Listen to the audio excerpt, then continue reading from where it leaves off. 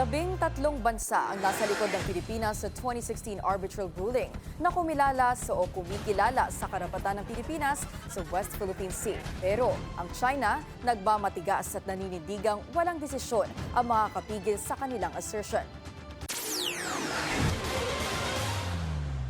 Sa ikasampung anibersaryo ng 2016 South China Sea ruling ng Pilipinas, joint statement ang inilabas ng Department of Foreign Affairs mula sa 13 bansa na sumusuporta sa landmark decision noong July 12, 2016. Kabilang ang Australia, Canada, Estonia, Germany, Italy, Japan, Latvia, Lithuania, New Zealand, Romania, Slovenia, United Kingdom at Amerika sa mga bansang committed nila sa pagresolba ng maritime disputes sa pamamagitan ng mabayapang pagsunod sa international law.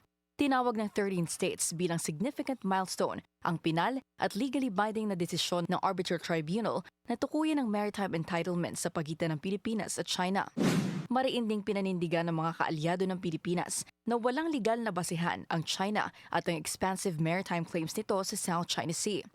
Tutol din daw sila sa paggamit ng Coast Guard and military forces para mangharas at mang-intimidate ng mga mangingisda.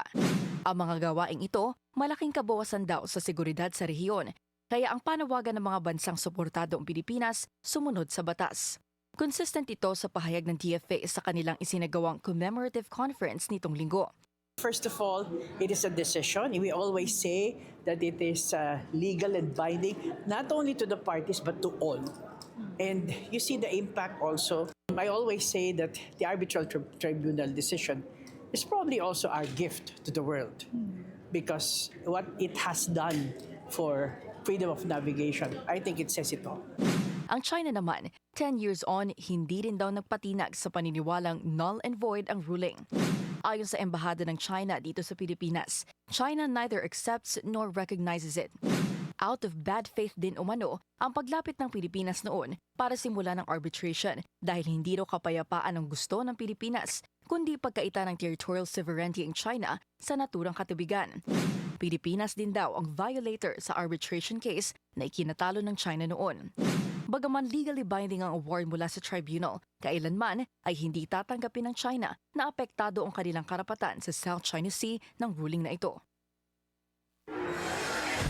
Regardless of how some choose to distort facts, China has never and will never waver ayon sa kanilang embahada.